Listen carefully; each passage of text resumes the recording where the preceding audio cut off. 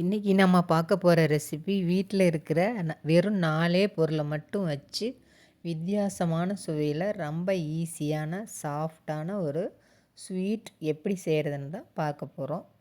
இது வரைக்கும் இந்த மாதிரி செஞ்சுருக்கவே மாட்டீங்க. ஒரு தடவை செஞ்சு கொடுத்து பாருங்கள். இனி அடிக்கடி செய்ய சொல்லி கேட்பாங்க. குழந்தைங்கள்லேருந்து பெரியவங்க வரைக்கும் விரும்பி கேட்டு வாங்கி சாப்பிடக்கூடிய நல்ல ஒரு ஹெல்த்தியான ரெசிபி. இது எப்படி செய்கிறதுன்னு இப்போ பார்க்கலாம். அதுக்கு ஸ்டவ்வில் ஒரு கடாயை வச்சுருக்கேன். அதில் 1 ஸ்பூன் நெய் சேர்த்துருக்கேன். 1 கப்பு ரவை சேர்த்துருக்கேன். வறுத்த ரவை, வறுக்காத ரவை எது வேணாலும் சேர்த்துக்கலாம். நல்லா வறுத்துக்கலாம். இப்போ ரவையை நெய்யிலேயே நல்லா வறுத்தெடுத்துக்கலாம். நல்லா ரவை செவந்து நல்லா வரும், வாசனை வரும். அப்போ நம்ம எடுத்துக்கலாம். சட்டுன்னு ஈஸியாக செய்யக்கூடிய ரெசிபி தான் இதுவும். நல்லா சாஃப்டாகவும் நல்ல சுவையாகவும் இருக்கும். பாருங்கள், ரவை ஓரளவுக்கு நல்லா செவந்து வந்துருச்சு. இந்த மாதிரி நல்லா வறுத்து எடுத்துக்கலாம். அப்போ தான் நல்லா டேஸ்ட்டாக இருக்கும். இப்போ நல்லா வறுபட்டு வந்துருச்சு. லைட்டாக கொஞ்சம் ஆறின உடனே நம்ம ஒரு பவுலில் சேர்த்துக்கலாம். லைட்டாக ஆறி வந்துருச்சு. இப்போ ஒரு பவுலில் சேர்த்துக்கிறோம். இதோட 1 கப்பு ரவைக்கு 2 கப்பு காய்ச்சி ஆற வச்ச பால் சேர்த்துக்கலாம். எந்த கப்பில் ரவை எடுத்தோமோ அதே கப்பில் தான் எல்லா அளவுகளையும் நம்ம அளந்துக்கணும்.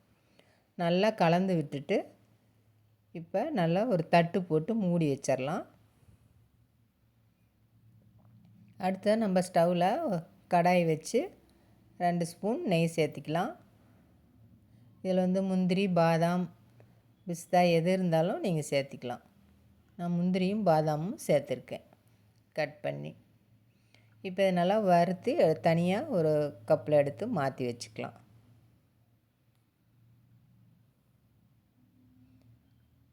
இந்த மாதிரி வறுபட்டு வந்தோடனே நம்ம கப்பில் மாற்றிக்கலாம்.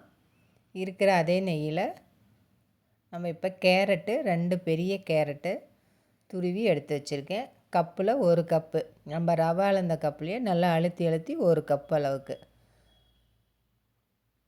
கேரட் துருவுறலையே துருவி சேர்த்து நல்லா வதக்கிக்கலாம். 2 பெரிய கேரட்டு எடுத்துக்கலாம். நல்லா ஈரம் இல்லாமல் நல்லா வறுபட்டு நல்லா அதுலேயே நல்லா வெந்து வந்துடும். நல்லா வெந்து வந்தோடனே நம்ம எடுத்து ஒரு பிளேட்டுக்கு மாற்றி எடுத்து வச்சுக்கலாம். பாருங்கள், நல்லா வரன்னு நல்லா வெந்து வந்துருச்சு. இப்போ பிளேட்டுக்கு மாற்றிக்கலாம். ஒரு 80% வெந்து வந்திருக்கு.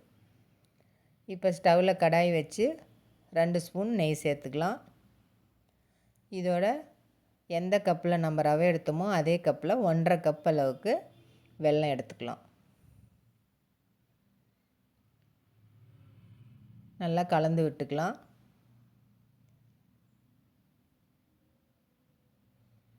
நம்ம சுகர்லாம் கேரமைஸ் பண்ணோம்ல, அந்த மாதிரி வெல்லத்துலேயும் இப்போ பண்ண போகிறோம். நல்லா இந்த மாதிரி கரைஞ்சி நல்லா கலர் மாறி நல்லா வரும். பாருங்கள், கொஞ்சம் கலர் மாறி வந்திருக்கு. இப்போ நம்ம ஸ்டவ்வை சிம்மில் வச்சுக்கிட்டு நல்லா கலந்து விட்டுக்கலாம்.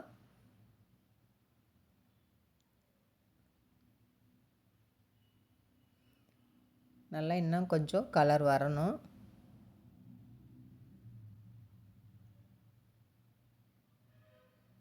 இப்போ நல்லா கலர் வந்துருச்சு. இப்போ நம்ம ஊற வச்ச ரவையை பார்க்கலாம். நல்லா ஊறி வந்துருச்சு பாருங்கள். ரவை நல்லா ஊறி வந்திருக்கு. இப்போ நல்லா ஊறின இந்த பால்லையே நல்லா ஊறின ரவையை நம்ம இந்த வெல்லத்தோடு சேர்த்துக்கலாம். ஸ்டவ்வை சிம்மில் தான் வச்சுக்கணும். வச்சுக்கிட்டு வெல்லத்தோடு சேர்த்து நல்லா கலந்து விட்டுக்கலாம். ஒரு 2-3 நிமிஷம் நல்லா கைவிடாமல் கலந்துக்கிட்டே இருக்கணும். அப்போ தான் நல்லா கலந்து வரும்.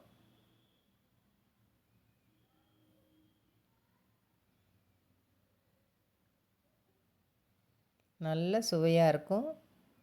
வேண்டானே சொல்ல மாட்டாங்க. அந்தளவுக்கு நல்லா சுவையாக இருக்கும்.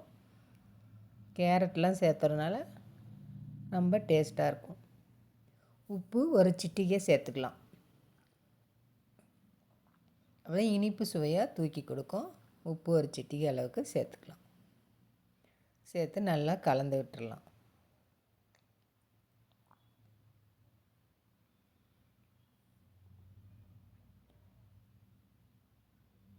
இப்போ நம்ம நல்லா கலந்து விட்டாச்சு. நல்லா கொதிச்சும் வந்துடுச்சு. இப்போ நம்ம வதக்கி வச்சுருந்த கேரட்டை சேர்த்துக்கலாம்.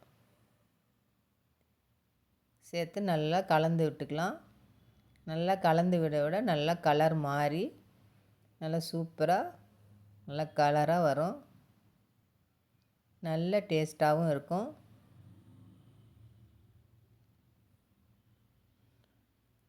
ரவையும் கேரட்டு வெல்லம் இருந்தால் போதும். நமக்கு பால் வெறும் 4 பொருளை வச்சு சட்டுன்னு ஈஸியாக ஒரு ஸ்வீட் செஞ்சு முடிச்சிடலாம். இப்போ ஒரு டீஸ்பூன் நெய் சேர்த்துக்கலாம்.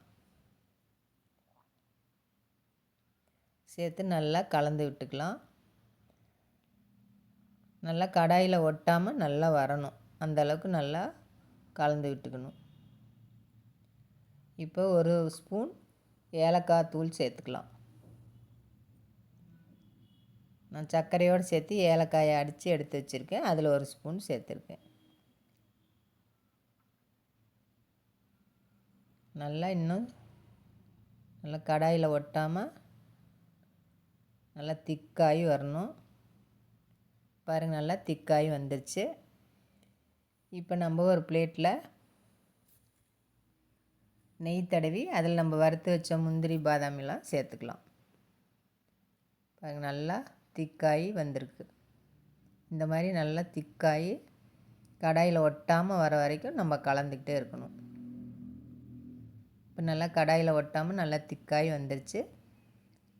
நம்ம எடுத்து வச்ச முந்திரி திராட்சையெல்லாம் போட்டு எடுத்து வச்சு அந்த பிளேட்டுக்கு மாற்றிக்கலாம்.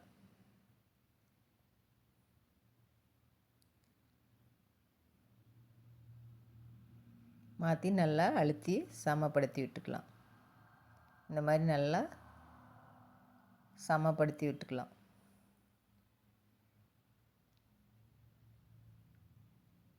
நல்லா சமப்படுத்தி விட்டு நல்லா ஆற விடணும். ஒரு அரை மணி நேரம் நல்லா ஆறட்டுன்னு நம்ம எடுத்து ஒரு பிளேட்டில் கவுத்திக்கலாம்.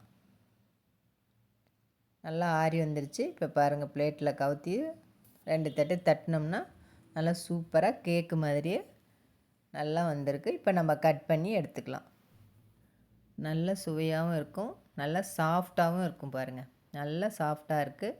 நீங்களும் இதே மாதிரி செஞ்சு கொடுத்து பாருங்கள். வேண்டான்னு சொல்ல மாட்டாங்க. லைக் பண்ணுங்கள், ஷேர் பண்ணுங்கள், சப்ஸ்கிரைப் பண்ணுங்கள். நன்றி, வணக்கம்.